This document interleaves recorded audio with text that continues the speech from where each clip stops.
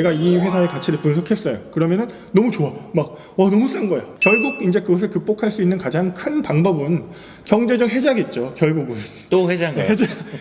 이 PER도 우리가 주가를 계산해 볼 수 있는, 가치를 따져볼 수 있는 하나의 지표일 뿐이지, 정말 주식이 어려운 거예요, 사실은. 그러니까 얘기하다 보니까 계속 얘기하게 되는데, 정말 주식은 하지 말아야 될 것 같아. 주식 하지 마세요. 안녕하세요. 안녕하십니까 구독자 여러분. 오늘도 많이 찾아주셔서 감사드립니다. 몰랐는데 주식 투자를 다들 하고 있더라고요. 나만 빼놓고. 다들 사람들 만나면 핸드폰 많이 보잖아요. 그래서 뭐 메신저나 뭐 SNS 하는 줄 알았더니 이것들을 다 차트 보고 있었던 거더라고요. 아, 차트, 기술적 분석. 기술적 분석을 또 잘 하시는 분들이 있고 또 맞는 분들이 있어요. 꼭 말씀드리고 싶은 건 기술적 분석은 결국은 차트라는 게 후행적으로 그려지는 거기 때문에 이걸 계속 지켜보고 또 이게 변했을 때 거기에 또 이제 대응을 하고 어떻게 또, 왜냐면 차트가 바뀌었을 때는 다른 행동을 취해야 되는데, 처음에 시작하시는 분들은 처음에 이런 모양이면 뭐 갈 것 같고 뭐 거래량이 이러면 이럴 것 같고 해서 딱 진입을 했는데 여러 가지 상황이 바뀌어서 갑자기 다른 모양이 됐을 때 대응을 하지 않고 가만히 놔뒀다가 손실이 나거나, 그래서 나 몰라라 이렇게 놔둬서 많이 빠지면 손절하고 이런 뭐 행동들이 나타날 수가 있기 때문에, 예전에는 또 한동안 인기가 있는 시기가 있었는데 요즘은 사실 서점에 가도 그렇고 이제 그런 기술적 분석 책들이 이제 많이 없어졌고, 이제 옛날보다는 뭐 가치 투자 이런 거 하라는 말씀을 많이 하죠. 그리고 전업 투자자분들은 최대 수익을 내야 되잖아요. 매일매일 매달 이제 돈을 버는 게 중요한 분들이 있기 때문에, 그런 분들은 어쨌든 기술적 분석, 그리고 전체적으로 거기에서 가장 중요하다고 보는 거래량, 이런 게 의미가 있긴 하죠. 근데 그러려면 일반적인 회사원들은 사실은 저는 적합하진 않다. 그래서 기술적 분석한다고 차트 보고 뭐 이런 시간에 소중한 가족들 얼굴 한 번 더 보고 또 맛있는 거 사 먹고 뭐 이런 시간이 더 행복하지 않나, 뭐 이런 생각을 합니다. 뻔한 질문이긴 한데 케빈이 봤을 때는 뭐 저는 어느 쪽 투자에 더 어울리지까 이런 생각. 예금? 예금? 우리 배는 기술적 분석은 전혀 적합하지가 않은 게, 일단은 뭐 포토그래퍼인데 네. 뭐 가만 이렇게 있다 누가 사진 찍으러 갔는데 사진 한번 찰칵 찍고 오면 갑자기 막 주가 빠져 있고 올라 있고 이러면 이 여기 집중해야 되는데 이게 막 손이 떨리고 이럴 거니까, 주가 빠지면 이 차트 꺾였는데 어떻게 제가 막 이럴 수 있잖아요. 컨텐츠 또 구독자분들과의 소통을 위해서 열심히 공부를 하고 있습니다. 근데 그 지난번에 얘기했었던 어떤 경제적 해자, 뭐 가치 투자 이런 것들을 지금 막 공부를 하다 보니까 PER?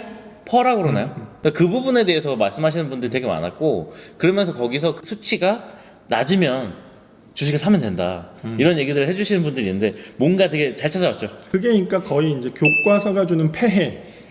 이게 그러니까 PER, 주가 수익 비율이라고 하죠. 저희가 뭐 잠깐 설명드리면, 그러니까 심플합니다. 주당 순이익분의 주가인데, 그러니까 한 주당 결국 기업이 있는 주식 수겠죠. 결국은 그 기업의 수익을 주식 수로 나눴을 때 한 주당 얼마를 버는지가 나오잖아요. 그럼 그것분의 주가니까 한 주당 얼마를 버는지에 대해서 이제 주가가 고평가되어 있냐 저평가되어 있냐가 되는데, 이쪽이 분모고 주가가 분자니까 작을수록 기업이 버는 거 대비로는 이제 주가가 낮다. 이렇게 보는 거죠. 그런 생각을 가지고 이제 퍼가 낮으면 무조건 좋다라고 얘기를 하는데, 이 퍼에는 아주 우리가 간과하지 말아야 여러 가지 이제 의미가 부여되어 있는데, 첫 번째는 우리가 주가는 과거에서부터 기업들은 일을 하고 오지만 우리는 지금부터 앞으로 투자를 할 거고 미래의 가치가 중요하잖아요. 사실은 주가 수익 비율에서 이 수익 부분이 사실 미래의 수익을 예상해서 우리가, 그래서 수익에 우리가 항상 E라고 이제 얘기를 하긴 하는데, 그래서 그 예상된 수익을 기반으로 앞으로 투자를 해야만 사실은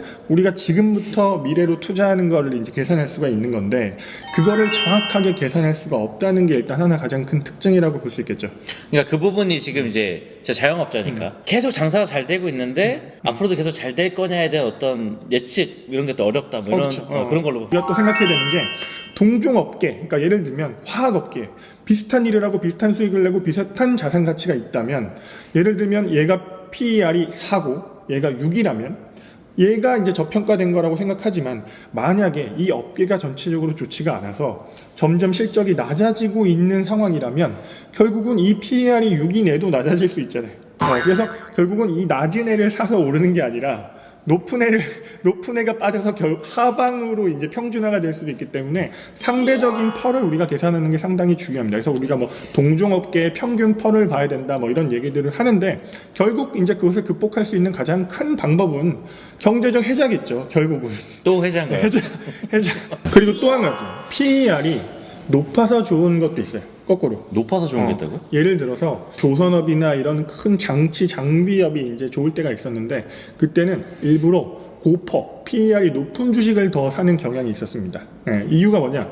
그런 기업들은 이게 지금 수주는 하지만 계약은 하지만 돈은 보통 이게 한 2, 3년 후에 들어오는 경우가 많단 말이에요. 배가 인도되거나 할 때. 그래서 오래 걸리더라고. 그래서 사람들이 볼 때는 이미 계약은 막 하고 있어. 근데 퍼가 높아. 왜냐?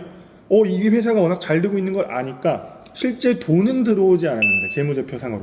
근데 주가는 올라 있는 거죠. 그리고 또 계약을 막 했어. 근데 아직 돈이 안 들어와. 그러니까 사람들이 볼 때 와 이거 이 회사 계약 많이 하고 이런 게 뭐 결국은 다 새어 나오잖아요. 어디랑 뭐 계약했다 그러면 걔 중에 퍼가 높은 게 더 계약을 많이 한 것처럼 이제 느껴지는 시대도 있었죠. 또 한 가지는 업종별로 주는 퍼 자체가 우리가 기준이 좀 다릅니다. 예를 들어서 뭐 삼성전자나 반도체 뭐 이런 것들 같은 경우에는 보통 우리가 뭐 10, 12, 13 뭐 이렇게 따지기도 하고 또 향후에 막 너무 잘 될 것 같은 무슨 플랫폼 업체가 있다. 그러면 뭐 퍼가 뭐 20, 30, 40까지도 주기도 하는 거거든요. 왜냐하면 미래의 수익을 우리가 미리 예상해서 이건 나중에 신사업이고 엄청 잘 될 가능성이 있네. 이러면 이 회사는 나중에 많이 벌 거니까 이미 가치를 이만큼 부여해서 주가가 형성되어 있을 가능성이 있기 때문에 단순히 뭐 PER을 비교해서는 말이 안 될 거 아니에요, 그죠? 그러네요. 지금 생각해봐도 이게 앞으로 이제 어떻게 흘러갈지, 그리고 이제 그 업계가 어떤 상황인지, 뭐 이런 변수들이 생각보다 많다고 이제 생각을 하니까 그 숫자가 되게 절대적으로 평가할 수 있는 숫자는 아니네요. 그래서 상대적인 PER, 상대적인 퍼가 중요하다는 얘기를 또 이제 많이 하면서 우리가 주가를 계산해 볼 수 있는, 가치를 따져볼 수 있는 하나의 지표일 뿐이지. 근데 지금 케빈 얘기를 들어보면 이 어떤 기업에 대한 어떤 가치가 있는지 없는지에 대해서 되게 여러 가지를 다 확인을 하고 가야 되겠네요. 이 가치 투자라고 하는 게 사실은 어떻게 보면 이 기술적 분석이랑 이렇게 되는 쪽은 아니고 보통 기술적 분석과 기본적 분석이 있고 이건 차트, 이거는 뭐 기업의 내용 내재 가치를 따지는 건데 실제적으로 가치 투자하고 모멘텀 투자를 우리가 비교를 많이 하는데 가치 투자는 아주 심플한 게 모든 것을 따져서 뭐 재무제표 그리고 우리가 얘기했던 경쟁력, 브랜드 가치 뭐 이런 걸 따져서 내가 생각할 때 이 가치가 이 정도다. 근데 지금 시세가 주가가 여기다.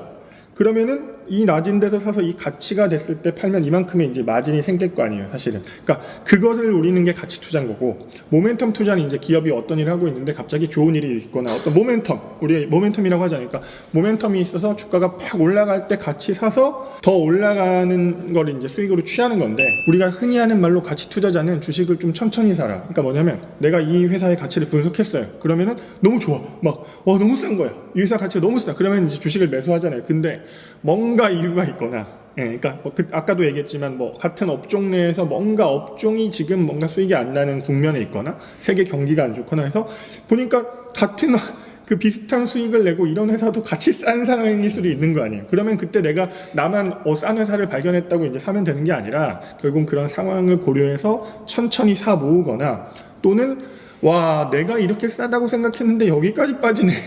그때를 기다려서 한 번에 들어가거나 하는 방식이 가치 투자자가 수익을 극대화할 수 있는 방식이고, 이 모멘텀 투자하시는 분들은 보통 어떤 얘기를 많이 하냐, 좀 더 빨리 팔아라.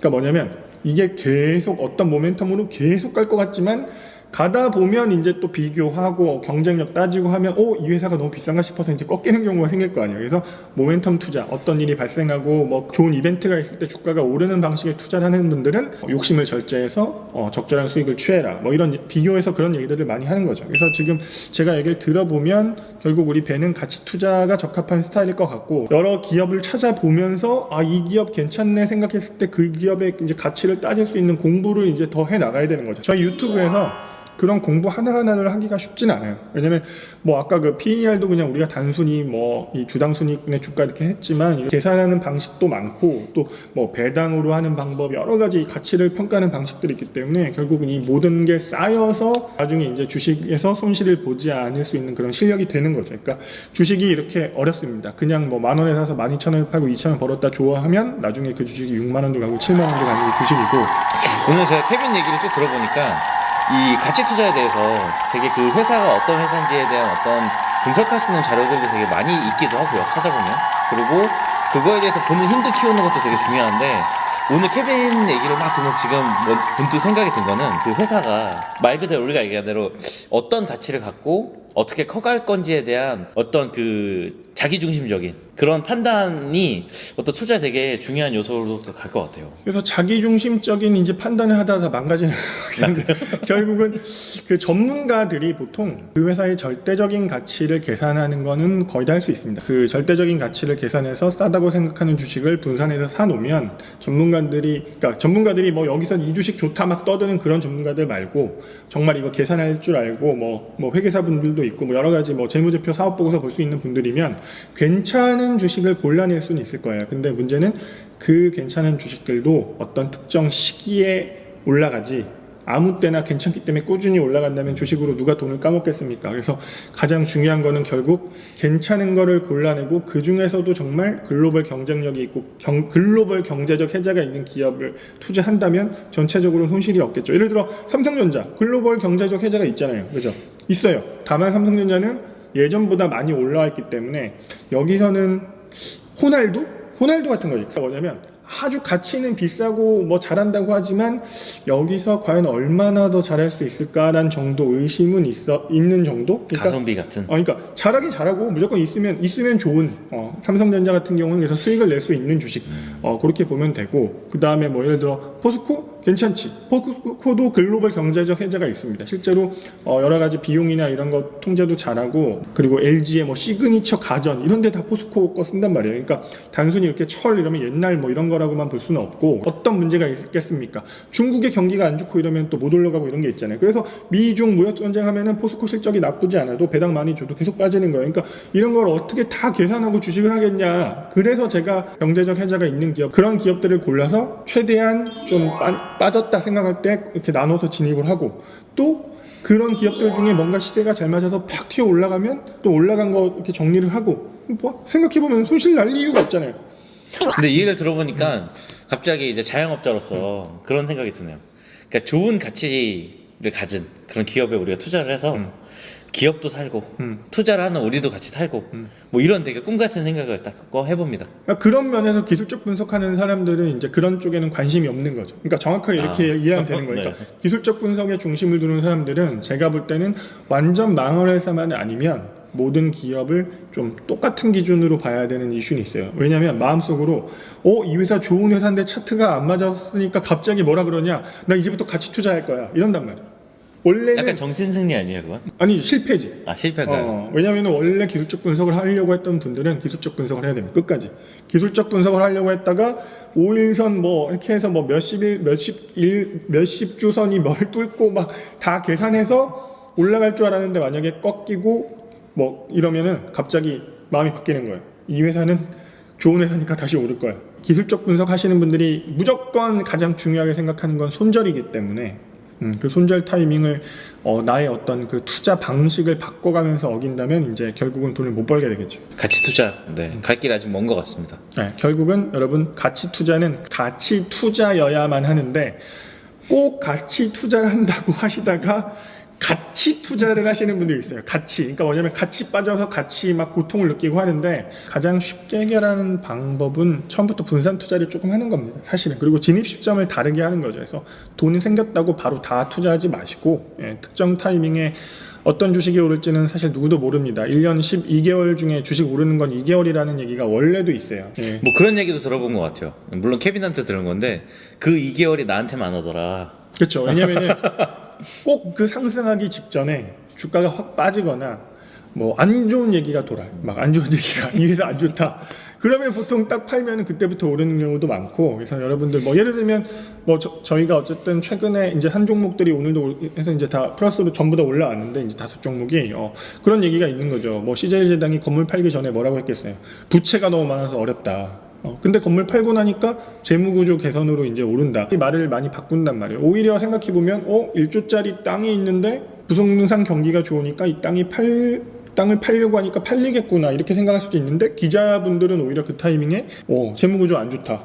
뭐 이런 얘기를 하니까 땅을 왜 파나? 돈이 없어서 땅 팔고 있다 뭐 이런 기사를 쓴단 말이에요. 근데 그게 생각해보면 긍정적인 마인드를 가지고 2-3년 동안 주가가 계속 빠져온 어떤 요즘 우리나라 좋은 기업들이 많기 때문에 그런 타이밍에 그런 기자들이 하는 얘기는 오히려 거꾸로 이용해 볼 필요가 있는 거죠.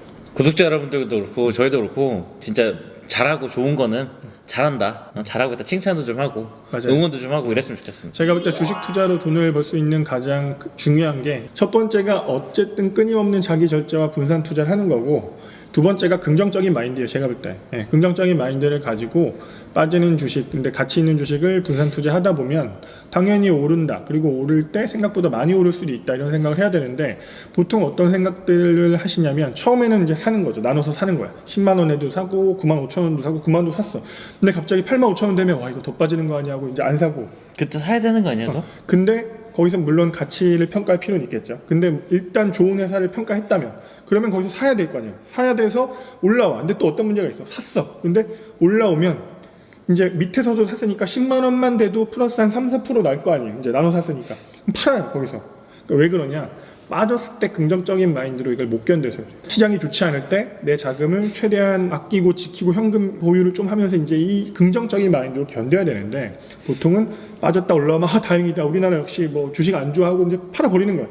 거기서 주식이 뭐 50%도 오르고 100%도 오르고 뭐 그런 상승이 나오기 때문에, 여러분들이 하락했을 때 긍정적으로 그 기업을 정확히 평가해 나가면서 이 기업이 가치가 변화가 없다, 오히려 가치가 좋아졌는데 시장 때문에 빠졌다, 올라올 때 오히려 플러스가 나면 올라와서 움직일 땐 냅둬야죠. 그리고 다시 빠져서 혹시 원금까지 오면 주식은 나한테 안 맞아 까더라도 어려운 과정을 견디고 올라올 때 그 수익을 취하는 사람이 지금까지 주식 투자로 돈을 번 거는 분명히 맞습니다. 오늘도 결론적으로 말씀드리고 싶은 건, 저희는 앞으로도, 오늘은 뭐 가치 투자 얘기 뭐 이런 얘기를 많이 했지만, 경제적 해자를 찾아서 떠나는 어쨌든 하이에너들, 뭐 이거 변함이 없이 저희의 컨셉입니다. 그래서 다음에는 경제적 해자가 있는 기업들 뭐 이런 것도 좀 얘기 좀 해보고, 또 어떤 제품들이 요즘 좀 떠오르는지 같이 얘기를 해보는 거죠. 구독자 여러분들하고 요즘 어떤 제품이 좋더라 해서 재무제표 봤는데 되게 별로면 사실은 투자 안 하면 되는 거고, 정말 주식이 어려운 거예요 사실은. 그러니까 얘기하다 보니까 계속 얘기하게 되는데 정말 주식은 하지 말아야 될 것 같아. 주식 하지 마세요. 그러면 안 되죠. 늘 저희 구독해 주시는 분들 감사드리고요. 정말 댓글 저도 열심히 좋아요 누르고 있습니다. 그리고 케빈이 또 열심히 또 댓글 써주신 분들한테 또 인사말도 드리고, 저는 새벽 2시 3시에도 댓글 남깁니다. 진짜 저도 이렇게 댓글을 보면서 진짜 큰 힘을 얻고 있습니다. 그래서 주식 할 사람만 하세요.